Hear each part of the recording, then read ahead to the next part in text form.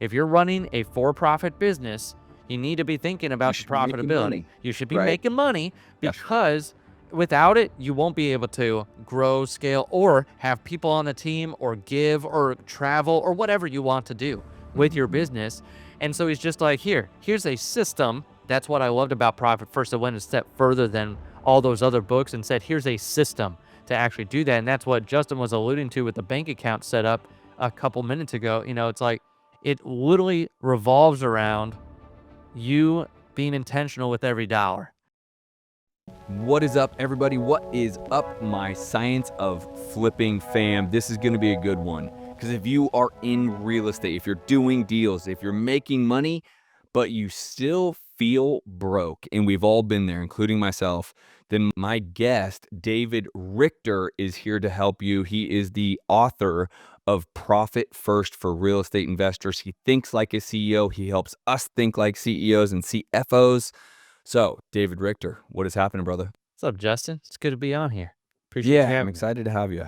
Yeah, what's up? I had you come speak to one of my smaller group events, and people loved it. And I said, it's about time you come and join the podcast and make sure everyone in my world knows who you are, knows your book, reads your book, but starts treating it like a real business and not just a hobby, right? Yeah, big time.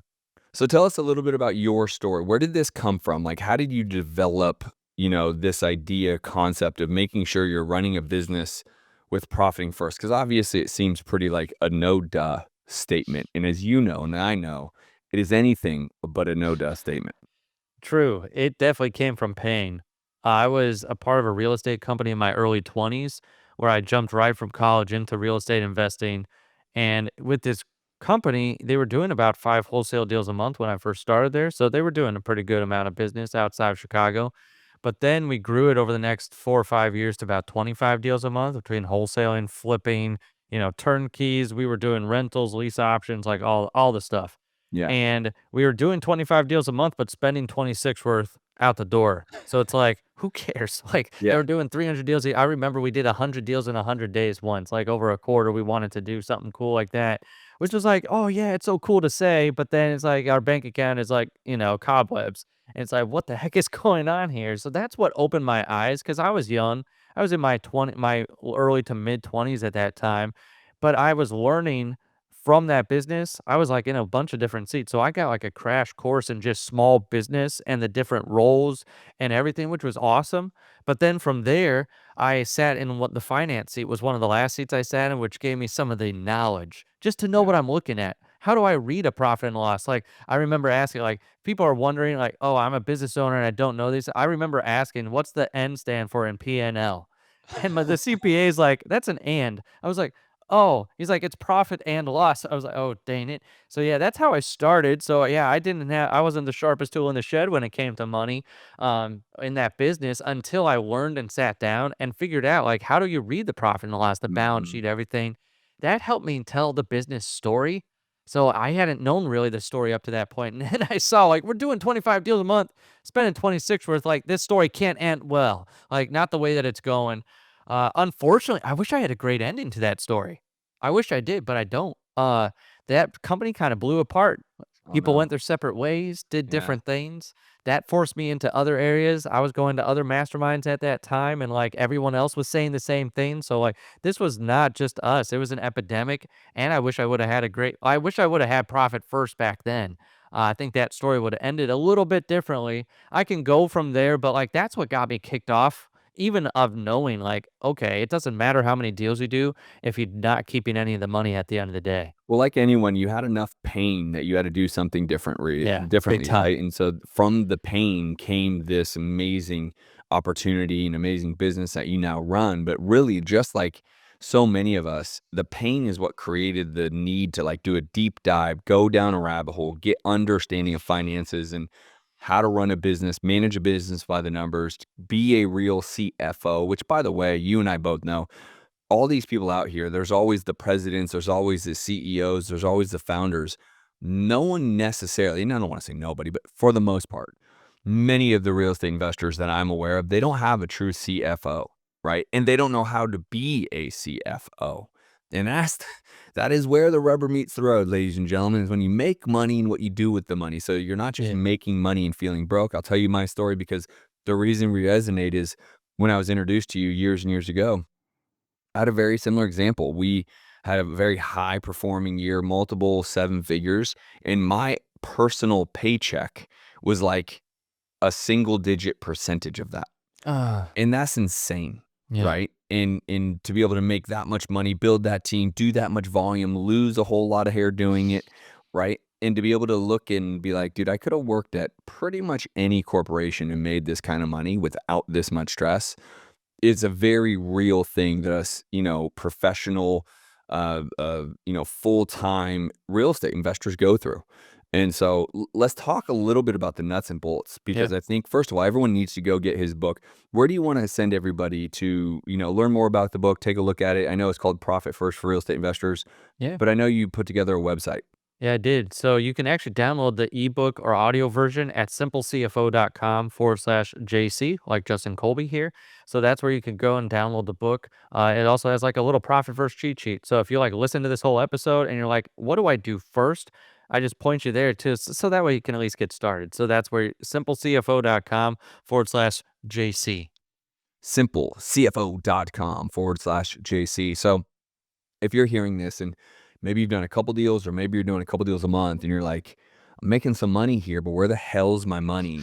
Then this is a very real episode, right? Yeah. This is one you really want to make sure you're tuned into, dialed into, share with friends if you know they're going through it, right?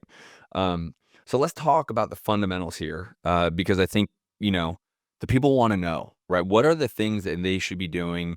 What are the roles that should be having?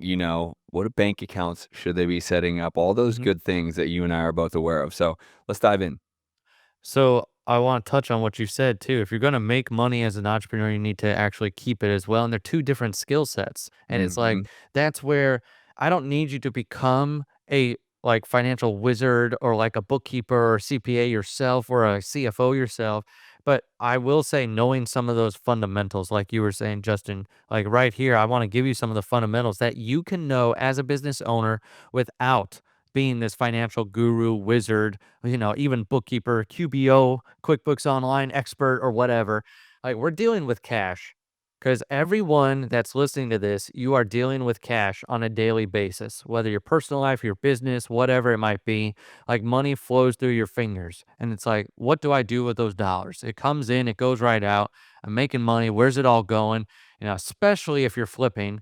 I hear that lots from flippers like, man, I've got 14 deals on the docket and it's like it's eating me alive. It's like I've heard all the stories. So I want to help you with the just fundamentals of profit first, but good money management. Like it's Yeah. just good business habits to have when Yeah. money comes in. What do I do with it? And a lot of people just aren't teaching that. So fundamentally, honestly, if you're listening to this and you've never heard of profit first, you probably have in some form or version or other book. Like, have you read Rich Dad Poor Dad? Like he says a million times, like pay yourself first. Like Right. throughout hit that book and the rest of his series. Then there's a bunch of other books that say the same concept, like The Richest Man in Babylon. A portion of all you have is yours to keep. The 7 Habits of Highly Effective People says put first things first. Same thing. It's the same concept in profit first. It's like if you're running a for-profit business, you need to be thinking You about the should be making profitability. money. You should be Right. making money Yes. because without it, you won't be able to grow, scale, or have people on the team or give or travel or whatever you want to do with your Mhm. business. And Mhm. so he's just like, here's a system. That's what I loved about Profit First. I went a step further than all those other books and said, here's a system to actually do that. And that's what Justin was alluding to with the bank account set up a couple minutes ago. It's like it literally revolves around you being intentional with every dollar. Whether Yeah. you love Dave Ramsey or hate him, he's made the envelope system very popular in the personal finance space of like being intentional with every dollar. And literally, he's telling you take your dollars out of the bank and put them in envelopes, and earmark them for certain things. But in business, you're not going to do that. You're going to set up bank accounts. And because a lot of people, here's the wrong thing. Here's what I see a lot of people and just where we were, and just where lots of people that I've worked with are, they have one big bank account and that's the big black hole bank account we call it now. It's like money goes in, money gets sucked out to the swirling vortex of doom, never to be seen again. And that's when you're asking yourself, where did my money go? And That's it's right. like you have no clarity. And that's where separating out the money into different bank accounts to know where your money is gives you clarity, which gives you Mhm. control versus the chaos that's just ensuing in that bank account.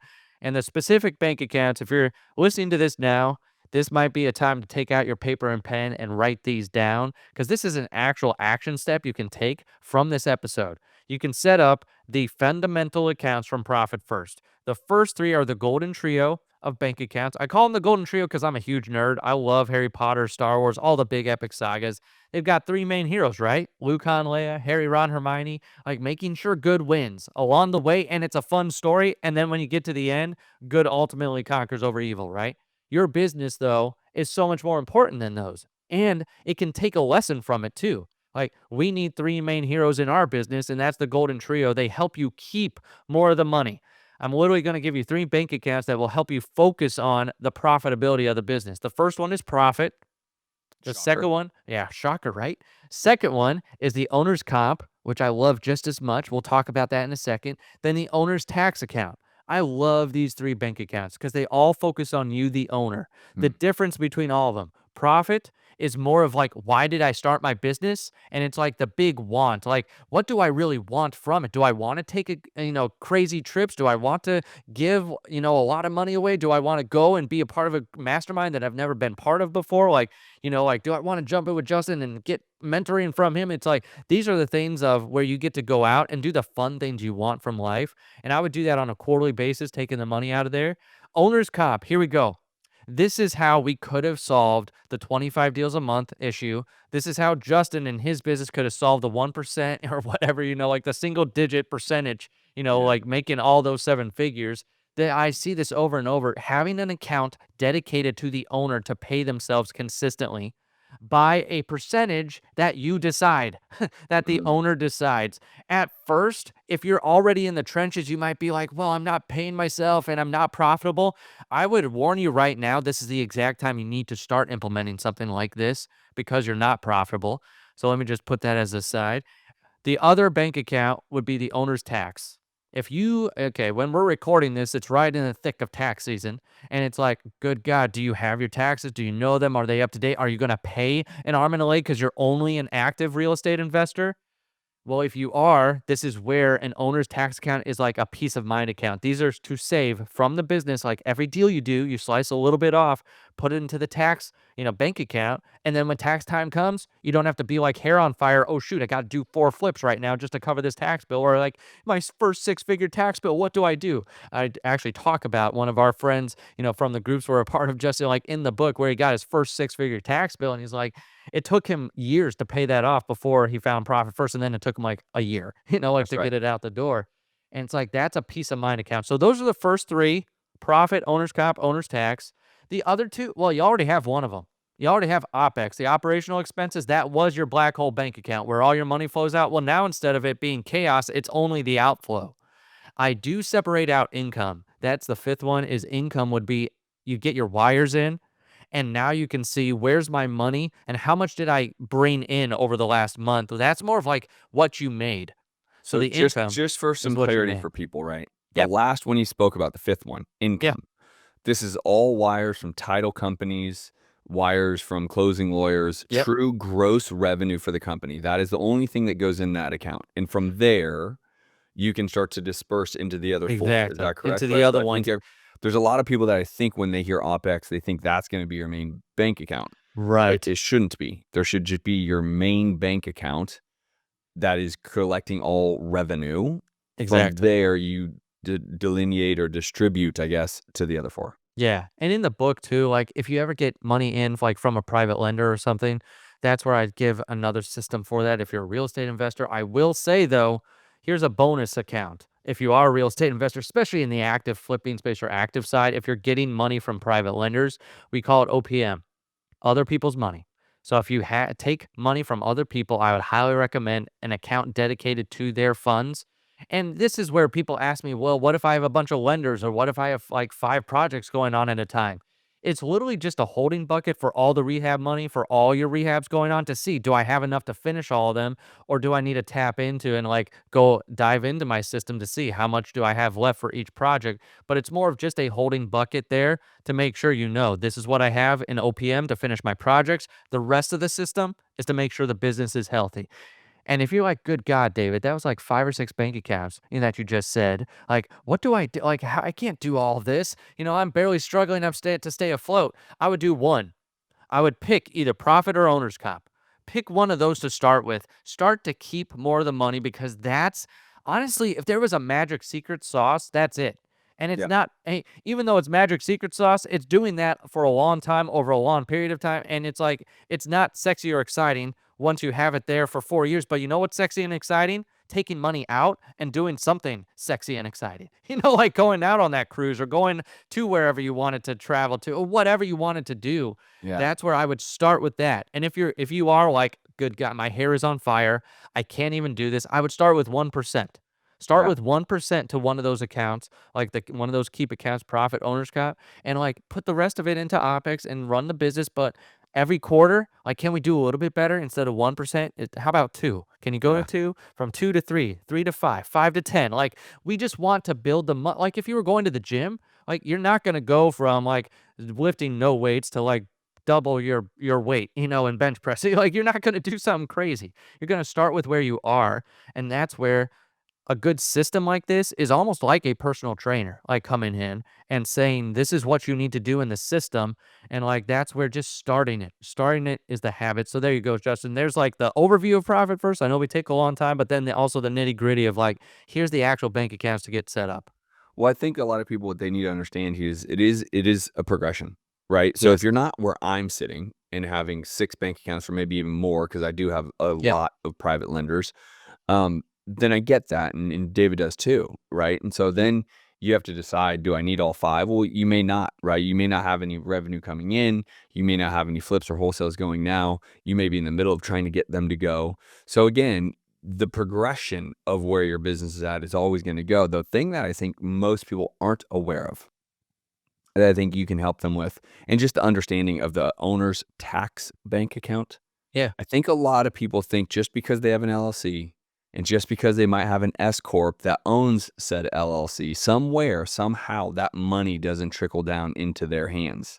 And they use their corporate credit card for everything, and they pay off the credit card with the money that hits the LLC. And I think their mindset there is something I really want to touch on, because many people, I think, do this, and I Yeah. know do this. And I was a victim of this in my younger entrepreneur life, where I was like, "Oh, I made 100 grand, and I spent 100 grand all through the LLC, so Justin Colby doesn't get taxed." Well, ladies and gentlemen, that is not the case.